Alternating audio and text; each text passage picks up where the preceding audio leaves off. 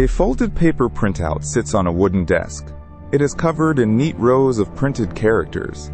These simple markings recorded a perfect transmission. It arrived from deep space. Then it vanished forever. The young volunteer astronomer and the veteran director shared a quiet obsession. They spent years scanning the void together. They searched for a voice. They spent countless long nights talking about the stars. They believed we were not alone in the cosmos. On the printed log, a sequence of 6 characters appeared. The volunteer grabbed his red pen. He wrote a single, famous exclamation. The director had spent decades building this metal ear. The volunteer had finally found their signal. But the sky had already closed. What we know is this. The source was a fixed point in the cosmos. It was incredibly powerful. Yet, we could never find it again. The year was 1977. It was the height of the Cold War, but scientists looked far beyond the Earth. The massive observatory in Ohio listened to the cosmos. The director and the volunteer had established a strict routine. Each day, they monitored the incoming telemetry together. They shared a small office filled with books. At approximately 10:16 p.m. on August 15, 1977, the sky was dark. The telescope was listening. It did not alert anyone in real time. There were no flashing lights. No alarms sounded. The computer recorded the incoming data on paper. 3 days passed. On August 18th, the volunteer sat down with the telemetry. Mostly, he found random cosmic noise. Then, the page changed. A sequence of letters and numbers appeared in channel 2. The sequence was 6EQUJ5. The astronomer stared at the paper. He knew the system. This was an extreme spike in power. He circled the sequence. In the margin, he wrote, "Wow." It was an instinctive reaction. The letters represented a massive surge. He immediately showed the printout to his mentor, the director. Both men were stunned. Their shared dream had suddenly materialized on paper. The search for a source began. The signal was incredibly narrow. It measured less than 10 kilohertz. This is highly unusual for natural space phenomena. Stars and nebulae emit wide, messy static. This signal was focused. It was detected only in channel 2 of the receiver. The remaining 49 channels recorded nothing but background static. The rest was silent. This proved the signal was not wideband noise. The transmission lasted for exactly 72 seconds. This number is highly significant. It matches the physical shape of the telescope. Because the telescope was fixed, it could not track stars. It relied on the rotation of the Earth. As the planet spun, stars passed through the telescope's narrow beam. The Earth did the work. A point source would take 72 seconds to pass. The signal's intensity rose for 36 seconds. It reached a peak. Then it fell symmetrically for another 36 seconds. The geometry was perfect. The source was a fixed point in the sky. It behaved exactly like a star. It did not behave like a satellite or a passing plane. It was out there. The instrument that caught the transmission was unique. It was not a steerable dish. Instead, it was a massive, flat reflector, measuring 104 meters by 31 meters. It used a second curved reflector and 3 feed horns. The director designed it himself. He was a pioneer of radio astronomy. He wanted a telescope that could map the entire sky. He built it with limited funds. It was a triumph of engineering. For years, the director and the volunteer worked to keep the telescope running. They fixed wires and aligned mirrors. It was their shared life. They spent their weekends tuning the receivers. The telescope was tuned to a very specific frequency.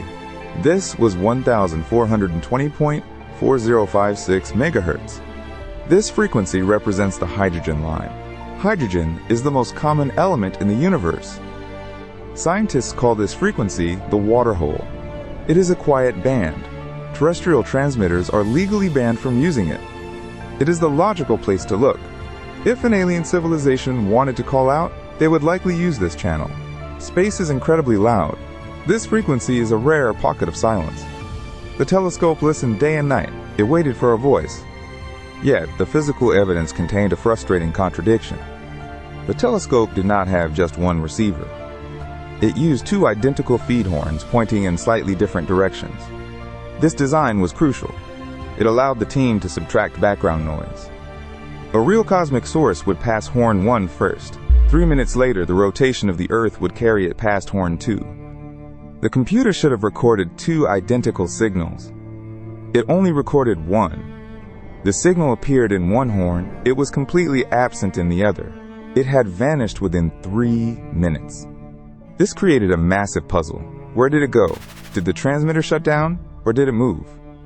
Because of the dual horn system, astronomers could not determine which horn saw the signal. This left them with 2 possible coordinates. Both points sit in the constellation Sagittarius. They lie just south of the CHI-1 Sagittarii star group. It is a region dense with stars. Millions of worlds are there. Many people believe the characters are a coded message. They are not. The technical translation of the 6EQUJ5 printout reveals a different story. It was not a message. Instead, it was a system-generated representation of the signal's fluctuating intensity.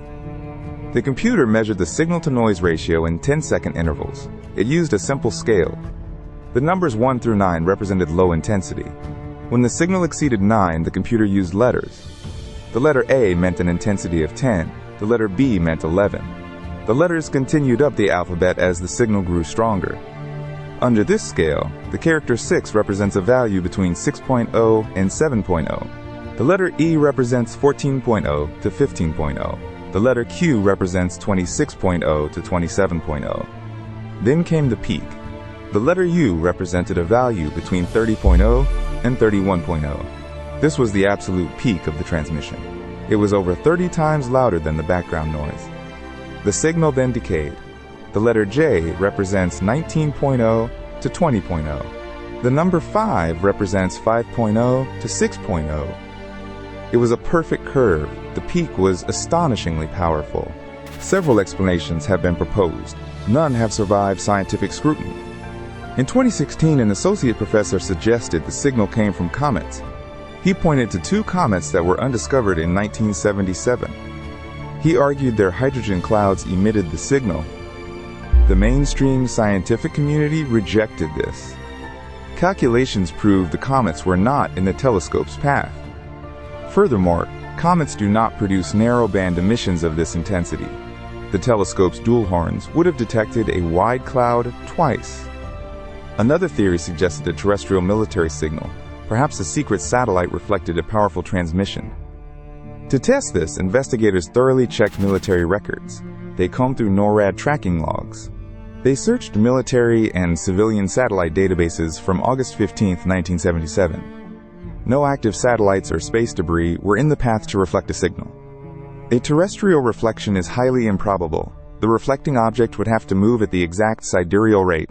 Space debris cannot do this.